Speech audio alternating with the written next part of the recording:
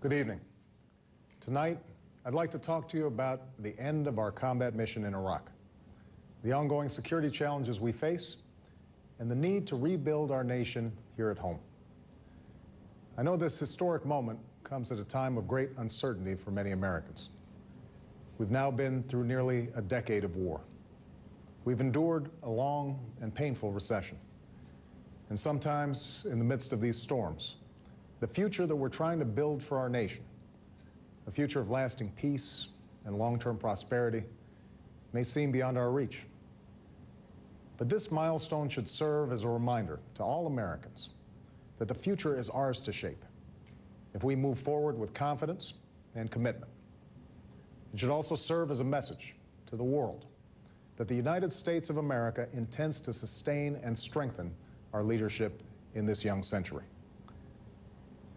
From this desk, 7.5 years ago, President Bush announced the beginning of military operations in Iraq. Much has changed since that night. A war to disarm a state became a fight against an insurgency.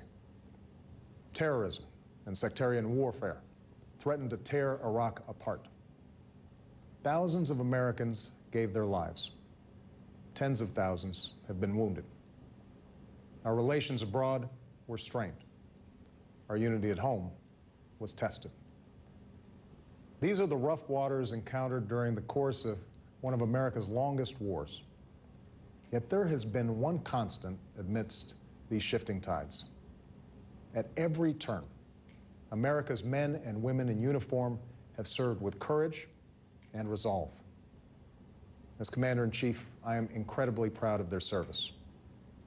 And like all Americans, I am awed by their sacrifice and by the sacrifices of their families.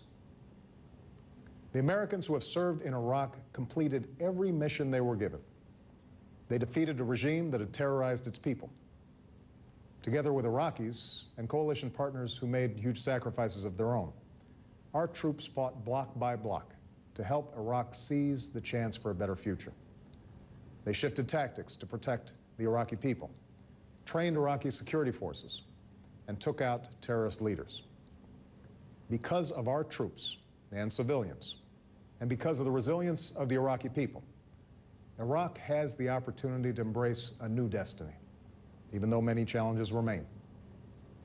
So tonight, I am announcing that the American combat mission in Iraq has ended.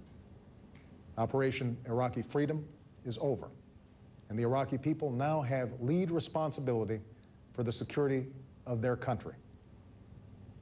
This was my pledge to the American people as a candidate for this office. Last February, I announced a plan that would bring our combat brigades out of Iraq while redoubling our efforts to strengthen Iraq's security forces and support its government and people. That's what we've done.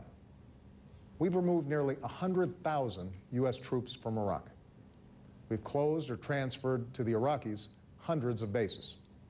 And we have moved millions of pieces of equipment out of Iraq. This completes a transition to Iraqi responsibility for their own security. U.S. troops pulled out of Iraq's cities last summer, and Iraqi forces have moved into the lead with considerable skill and commitment to their fellow citizens.